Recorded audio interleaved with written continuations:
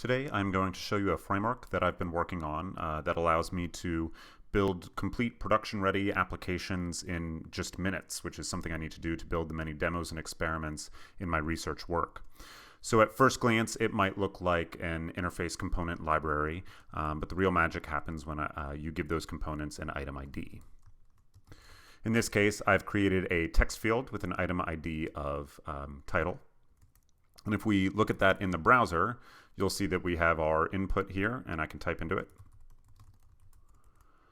But what's really impressive about this framework is that whenever you give an item ID to a component, that component automatically saves its value in the user's account on the server. And the framework handles all of the piping data around storing it, etc. So if I hit reload, you'll see that the value loads back into the component. I can do that again with another component, say a checkbox. And you'll see that we have a checkbox. I can check it, and if I hit refresh, the value reloads back in. Now these two together would form a really nice to-do component, and that's exactly what the to-do component is. The framework implements these components as React components, so you can intermingle them with other React components and, more importantly, HTML and CSS to style up your application to look the way that you want them to. So I can, put this into a div, and you can see I've got my to-do, which I might title or check off, and if I refresh, the values are loaded back into the interface component. Now, in reality, a user is going to want, a bunch of to-dos, not just one. So how do we do that? We do that with something called a data set, which also takes an item ID. And it also has a template attribute. The template attribute is what the data set uses to render the items within the data set. So in this case, we want a to-do list, so I'm going to give it a to-do component.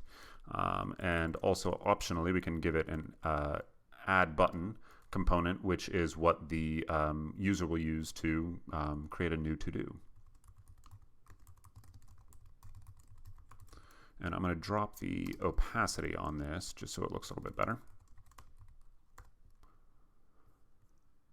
I'm also going to give this div a class name of detail views so it can pick up some of the styles in the CSS of the framework. So now if we load that up in our browser, you can see we've got a button that says add a to-do. If I click it, I get a new one, and I can type things. So, thing 1, thing 2, thing 3. And so now I've got a fully functioning to-do list application. I can check some of these components off. And if I refresh, all of that data has clearly been saved on the server. Now this is pretty cool, but what if I want to be able to reorder my to-dos? Now, traditionally, the code required to get the user experience of drag and drop just right is immense. And then too, you've got all the code to save the new order on the server and bring it back in. But in the framework, we can just, instead of using dataset, we can just use dataset sortable. And that allows us to pick things up and move them around. And that order is saved onto the server so that the next time I load it up, they're shown in the order that I've organized them to.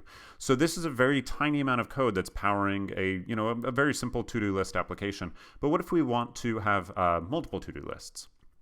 For that, we would need another data set. Give it an item ID of lists. And for its template, a simple row that'll be editable. It'll give us just some editable text. And we also want an add button here. We want this to be big.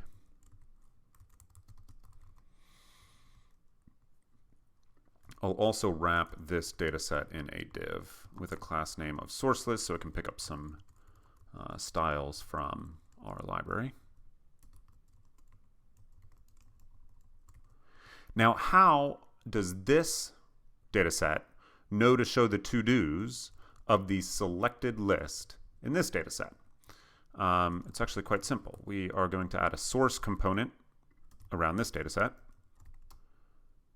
and a detail component around this data set.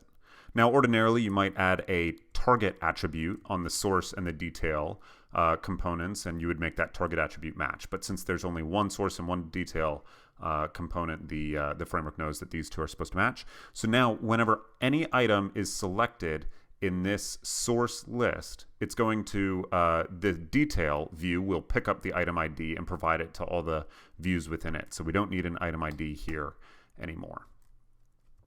So now I can save this. And you can see when I load it up in the browser, we've got this add a list button. I can use it to create a new list, which we might name home. I can create another list. We'll call that work. Maybe a third we'll call groceries. In our groceries list, we might have milk, bread, eggs. And in our home list, we might have, laundry,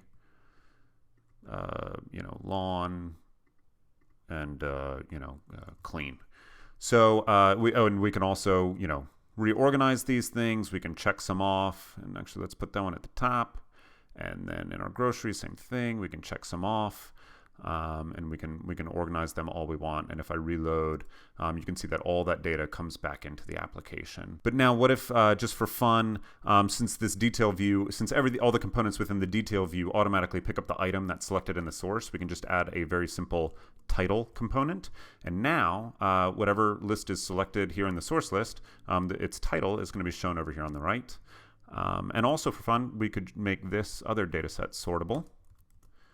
And so now we can pick up the lists themselves and kind of reorganize how we have these organized. So now if I hit refresh, you can see that our order is saved onto the server.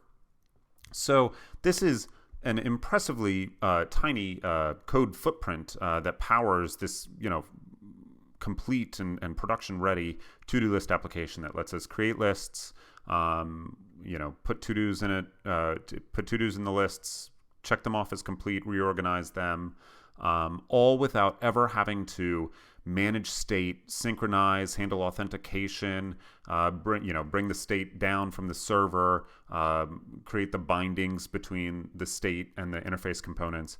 We just compose the application from a series of fundamental building blocks, these different interface components that the framework gives us. And that allows us to, without having to worry about any of the traditional piping around of data, build fairly sophisticated applications once you really start building many of these components on top of one another, with very simple code and very, very quickly. So that's the Conductor framework that I've been working on. Be sure to check back next week for my next lab note, where we'll probably dive deeper into the framework. Thanks for joining me.